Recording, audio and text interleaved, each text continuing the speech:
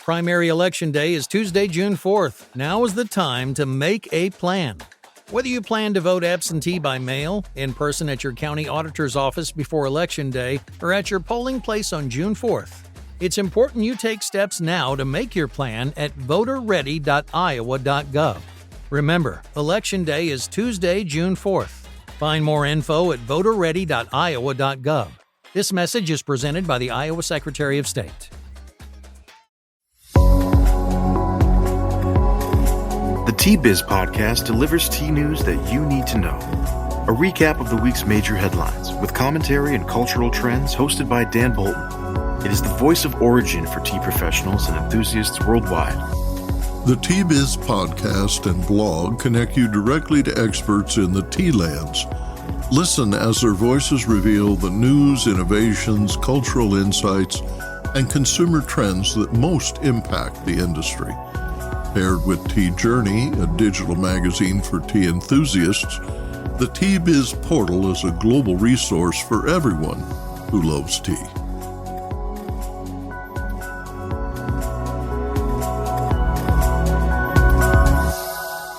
Hello, everyone. Here are this week's headlines.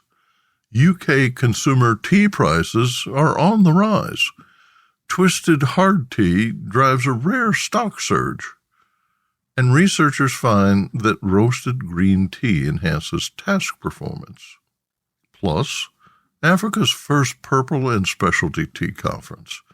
Tea has reshaped East Africa for 120 years, evolving from colonial dominion to a vibrant entrepreneurial endeavor, producing a third of the world's tea. Kenya's 650,000 smallholders are the beating heart of Africa's tea industry, which provides a livelihood for 5 million people in 10 tea-growing countries. In celebration of International Tea Day, the Purple and Specialty Tea Association of Kenya, PSTAK, will host its inaugural conference in the Nandi Hills on May 22nd and 23rd. The event, sponsored by the Kenya Tea Board, spotlights Africa's untapped potential in Orthodox tea production. Representatives from 50 specialty tea producers in 8 nations will attend educational sessions by tea experts, a competition for the best locally produced tea, and festivities. Sessions will be streamed online, enabling the entire global community to participate. Conference Chairman Boaz Katah joins us on the Tea Biz podcast today to share his enthusiasm for this long-awaited gathering. More in a minute, but first, this important message. What makes a perfect cup of Ceylon tea? The perfect cup is from the tea businesses that ensure the protection of all the children living within their tea estates. We salute Kailani Valley, Talawakili, Bogawanthalawa, Harana, and Elliptia tea estates. Support Save the Children, Sri Lanka. The UK Office for National Statistics, ONS, reveals a big increase in consumer prices for packaged tea.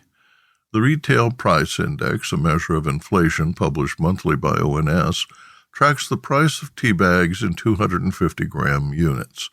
The overall index is 4.3% higher than last year, but down from January's 4.9% inflation rate and well below the October 2022 high of 14.2% inflation. In March, the average price of tea bags was 262 pence. That's $3.28 U.S., marking a new high despite the decline in inflation. Tea prices in the UK are now 50% higher than last year. This is the immediate result of disruptions to shipping as teas arriving from China, India, Kenya, and Sri Lanka avoid Red Sea hostilities by sailing around Africa instead of transiting the Suez Canal. The detour adds 10 to 14 days at sea. Kenya is the UK's leading trading partner, exporting tea valued at about $135 million annually. India ships about $55 million worth of tea to the UK each year. The price paid for bulk tea has remained stubbornly below $3 per kilo for decades, according to the Economist Intelligence Unit's EIU May Tea Report. The current average is forecast to increase by 1.7% to $2.79 per kilo, and then weaken to $2.75 per kilo in 2025. Auction prices for bulk tea averaged $2.68 per kilo in the first quarter of 2024. Beginning in the 1980s and continuing for more than 20 years, UK grocers sold a 250-gram box of tea bags for about 100 to 150 pence. That's $1.25 to about $1.90. In 2005, retail prices began steadily rising, reaching an average of 200 pence in 2010. Average prices remained constant until the 2020 pandemic, when scarcity and unusually expensive logistics increased the average price for 250 grams to about 250 pence. That's $3 U.S. Since the beginning of the year, average prices have continued to rise, climbing 34% in the last month. EIU anticipates that globally, tea prices will continue to rise in the coming months due to concerns about the El Niño weather patterns' impact on production. This projection follows a weak 2023 when, despite a slight rise in prices in the second and fourth quarters, the full-year price was still 10% lower than in 2022. Ultimately, the price paid to growers is a small fraction of the retail price paid by consumers, who foot the bill for rising energy costs from transport, distribution, packaging, retail merchandising, and labor, each an inflationary link in the supply chain. Marco Forgione, with the Institute of Export and International Trade, told the UK's Daily Mail, quote, "The tranquility of our tea supply and demand has been disrupted by recent upheavals, which has resulted in a surge in prices. These disruptions have rippled throughout the global supply chain, adding to price pressures, shrinkflation, and availability issues, all of which put further pressure on consumers' already stretched purses and complicating businesses' supply chain." End quote. Business Insight. Besides passing along higher costs, grocery brand PG Tips, which sells 80 tea bags at Sainsbury's for £2.20 or about 2 pence each, strategically boosted prices last year. Lipton Tea and Infusion's CEO Nathalie Rose told the grocer, quote, "A lot of value has been destroyed in tea. Before we started, the average tea bag price was 2 pence, which is ridiculous. With this money, how can we bring margin to the retailers? How can we invest and make the category grow?" End quote. Lipton subsequently cut the number of SKUs and raised the average price of its PG Tips tea bags to about 6 pence each. A significant increase in Twisted Tea sales led to a surprisingly strong first quarter profit for brand owner Boston Tea Company. Fueled by higher volumes and prices, shares rose 9.7% to $315 each on April 26th. The gain was notable as hard teas now dominate the FMB, that's the flavored malt beverage segment. Boston Beer Company, which markets Truly Hard Seltzer and Samuel Adams Craft Beer, predicts that the hard seltzer category will continue to decline in the low teens percentage range. Truly Seltzer saw decreased depletions in each quarter last year. Twisted Tea, in contrast, showed strong growth in each quarter of 2023. Dollar sales rose 21% in the first quarter of 2024, and market share grew 1.4%.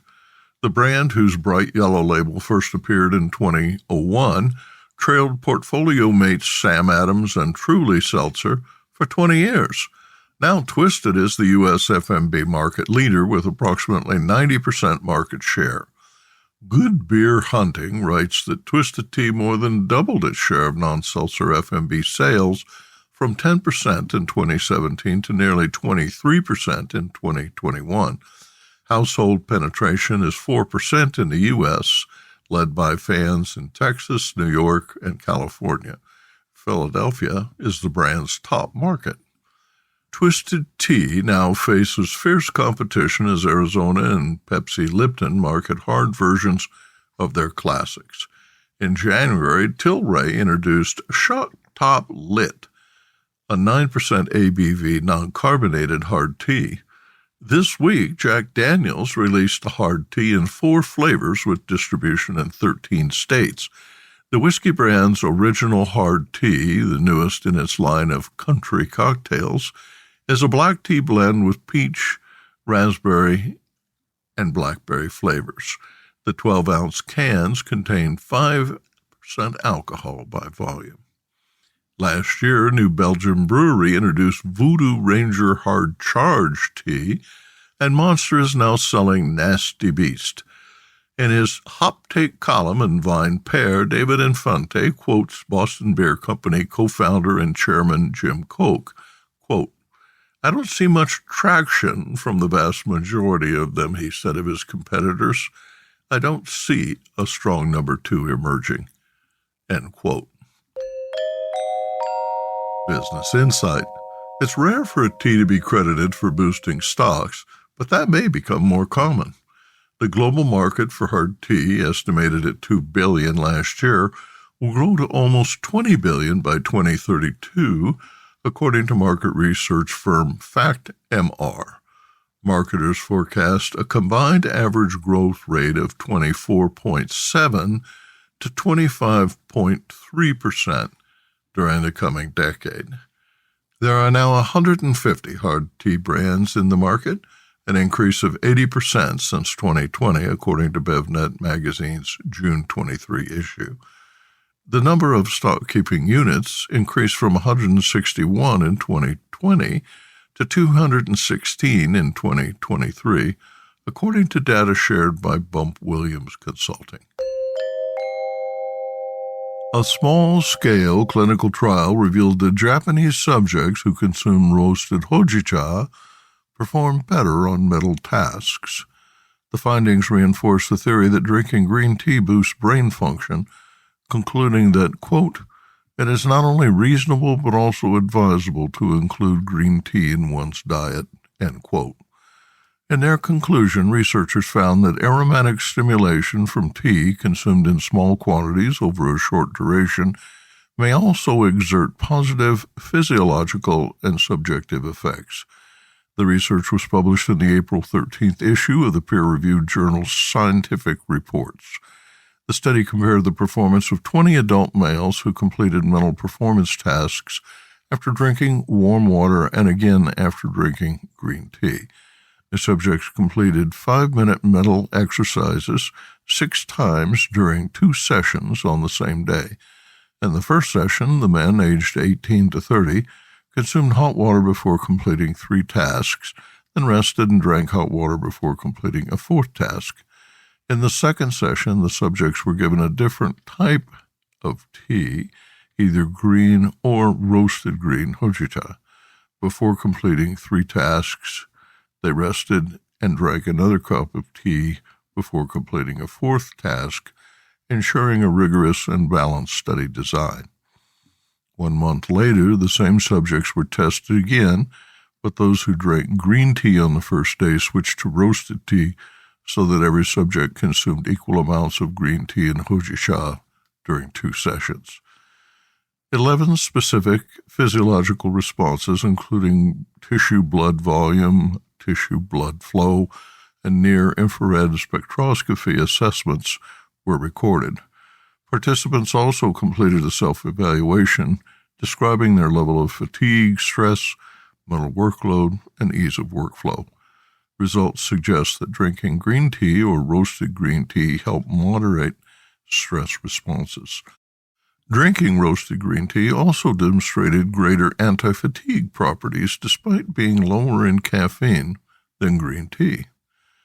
The journal article highlights the role of aromatic stimulation in tea.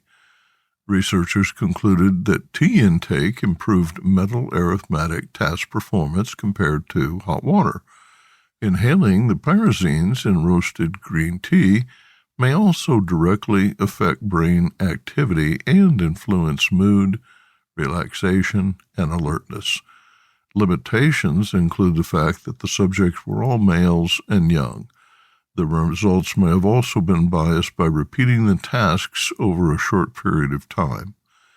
In follow-up studies, the researchers suggest that the tea's aroma should be evaluated without actually drinking the tea. Next, Arvinda Anantharaman in Bengaluru reports on this week's India Tea News.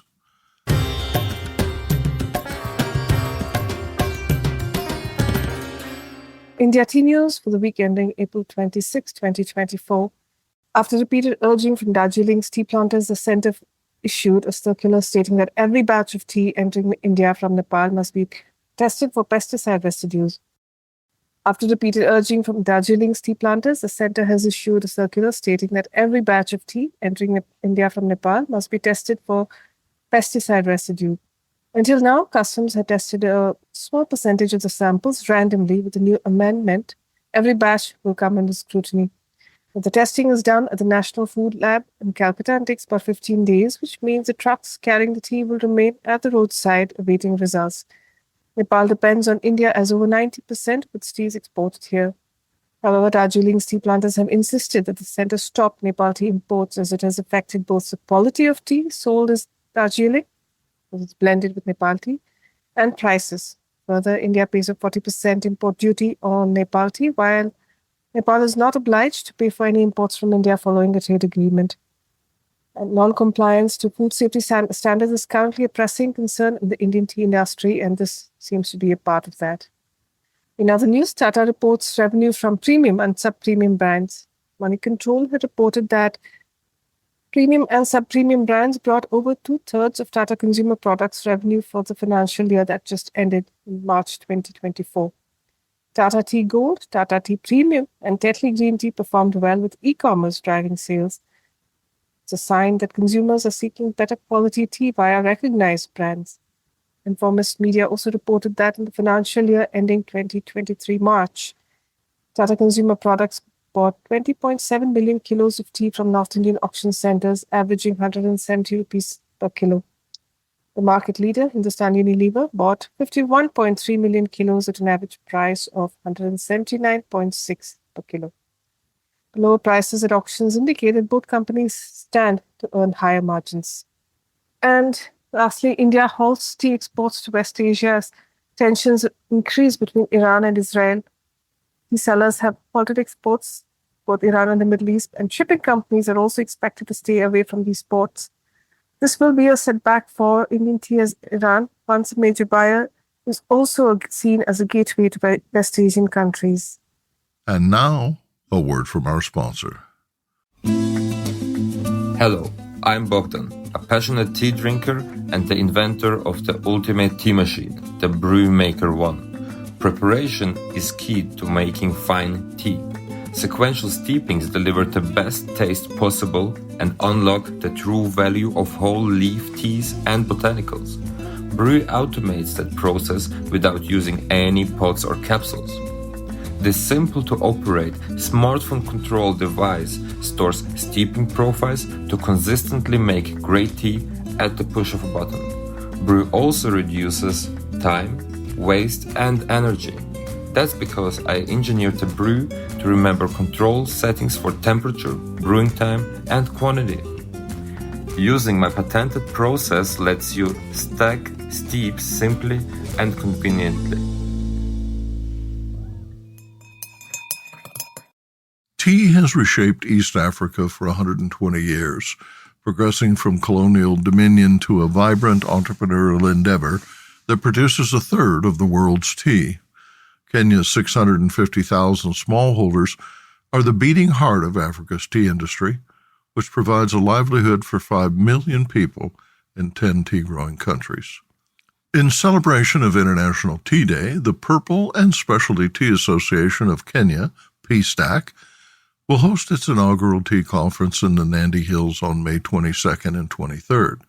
The event, endorsed by the Kenya Tea Board, spotlights Africa's untapped potential in Orthodox tea production.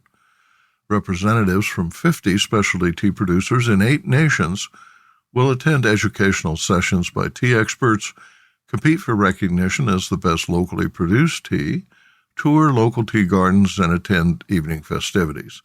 The sessions will be streamed online, enabling the entire global tea community to participate.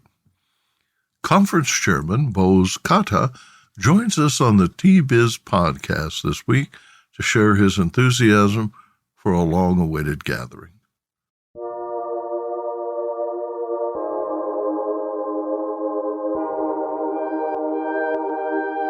Boaz Katah was born into tea. He grew up on a Kenyan tea farm before traveling to the United States to study computer science. A graduate of the University of Nairobi with a master's in business administration, he started his first business as a teen, packing branded tea. He next acquired a small factory where he learned to make tea. In 2013, he launched Tumoi Teas. Boaz later co-founded PSTAK in 2017 to promote orthodox processing of new cultivars and whole and broken leaf teas. Kenya currently focuses almost exclusively on bulk sales of cut, tear, and curl teas, CTC, that generate more than $1 billion annually. Tea exports account for nearly 25% of Kenya's foreign exchange earnings, but only 10% of tea exports are blended, packed, or branded. Katah envisions a time when demand for Kenyan whole and broken leaf teas enables blenders, packers, and producers to enjoy a comfortable standard of living. We have a special guest from the Nandi Hills in Kenya. Joining us today is Boaz Katah, who's been a friend and a wonderful contributor to the world of tea. Boaz, welcome to Tea Biz. Thank you very much. Thank you very much, Dan. Plans for the tea conference were set for 2020, but were disrupted by the pandemic. Now, PSTAK is back on track. The 2-day event will feature a tea competition with an impressive group of judges, speakers, and workshops to encourage the processing of whole leaf tea in several styles. Yes, Dan, you and I have met very many times in expos out there. You know, we meet in Las Vegas and in places like that. But there's been a thinking and saying, how about having a tea expo, a tea convention, right where tea grows in Africa? We are talking specialty tea, Orthodox tea. African countries are predominantly known for CTC. But this is saying there is actually Orthodox and specialty tea in Africa. So this is the first of many that will come. We are starting out this time in Nandi Hills for the first African Tea Expo. And I think it's exciting. I mean, this is exciting stuff. The event coincides with the United Nations International Tea Day on May 21st, beginning a week of celebrations worldwide. Boaz, will you explain how those who cannot travel to Kenya can participate via online streaming? Yes, so this is right on International Tea Week. This expo, as I said, is going to really try and stream most of the information that we'll be holding. Quite a number of international speakers invited, just to name a few. Shireen Johnston from Australia. Dan was supposed to be there, but it's okay. We excused you for this one. Bernardine Tay from the UK. We have a group that is coming from Turkey. We have a group that is coming from the US and North America. They're still farming up who exactly they would send. But basically, we have all these speakers, 18 number, who would be coming to Kenya, some great photographers included, to stream the event. And in these 2 days, there will be presentations showcasing of African specialty tea, judging of the tea. You know, you can watch this live, hear how the teas, the judges have to say about them. We'll take you on a farm tour and give you a virtual tour of just what it feels like to be in Kenya, and have great discussions on sustainability. We really, really believe that the specialty world of tea can really stand in for regenerative agriculture and sustainable agricultural practices. We'll be able to share these stories with you. So it will be 2 great days that I think would be engaging for everybody who can connect online and really feel what is happening in specialty teas in Kenya. We'll end the show with actually a presentation on a site that will be able to host these teas online and allow the buyers all over the world to be able to purchase the teas right after the expo. Unlike urban conferences, PSTAK will host this event in the rolling, lush green Nandi Hills. This picturesque terroir rises 5,000 to 7,000 feet above sea level and is located west of the Great Rift Valley, about 350 kilometers northwest of Nairobi. There are no seasons. Tea planted on the equator receives 12 hours of sunlight every day of the year. We are all suffering from climate change, and the weather patterns are beginning to be unpredictable. I think tea can be a big contributor in reversing this. When we go to the specialty tea world, there is really a lot of room to really work on sustainable agriculture, and I'll mention a few. It's very easy for the small-scale tea farmer to switch from agrochemicals to hand weeding and manual weeding. We have farmers who have switched from industrial fertilizers to using compost and manures of that kind. We have a setup, I would say, like in Tumoi teas, where we 100% do not use any firewood in our tea drying. The tea industry uses quite a number of woodlots to do their tea drying. But we have switched to 100% briquettes made from the sugar industry for tea drying, and electricity as the other part. So all these little pieces mean more forests, less chemical, a thriving flora and fauna. In a nutshell, that's really, really fertile ground for regenerative agriculture. There are now 17 Orthodox factories producing full leaf and rolled green, black, and white teas and oolongs. Kenya developed climate-compatible purple tea cultivars that deliver impressive health benefits. 3 factories produce purple teas. Your Tumoi tea farm is a leader in purple tea production. Will you describe how Kenya's specialty tea segment is evolving? I could get too excited and talk at this for so long, but let me give you a very brief on this.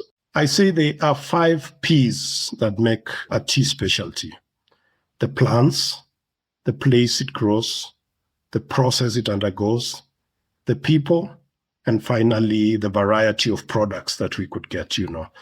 When we look at the tea plants in the specialty tea world, we are very cultivar specific. We focus on that and let that grow naturally. We look at the places, just identify the very right environment where that tea would thrive without too much of, industrial fertilizers and stuff like that.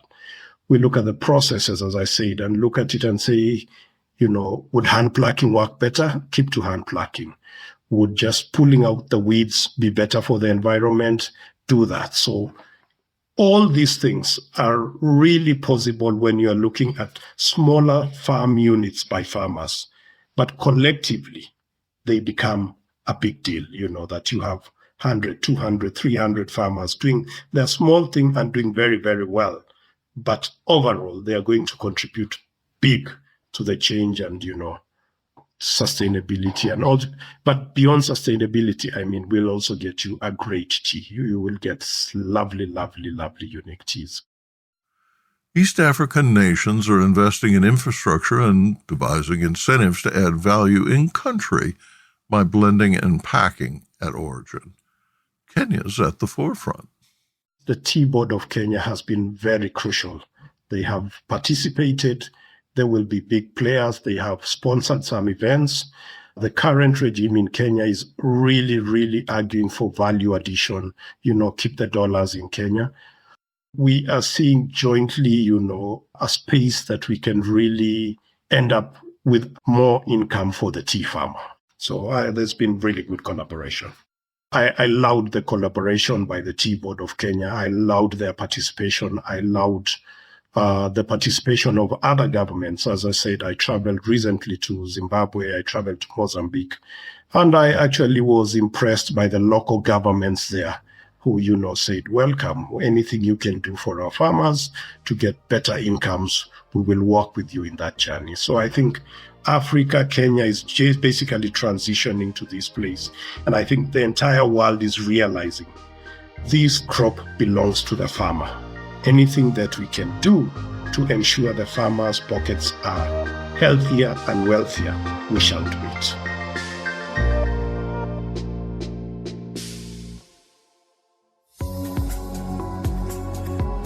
Intrigued by what you heard in today's podcast? Would you like to learn more from our global network of Tea Biz journalists and tea experts? Remember to visit the Tea Biz website for more comprehensive coverage. That's www.t-biz.com.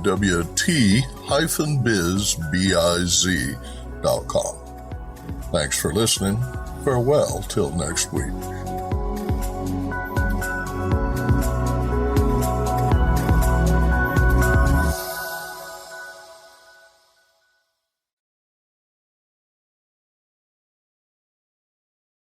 For the ones who work hard to ensure their crew can always go the extra mile, and the ones who get in early so everyone can go home on time, there's Grainger, offering professional-grade supplies backed by product experts so you can quickly and easily find what you need. Plus, you can count on access to a committed team ready to go the extra mile for you. Call, click Grainger.com, or just stop by. Grainger, for the ones who get it done.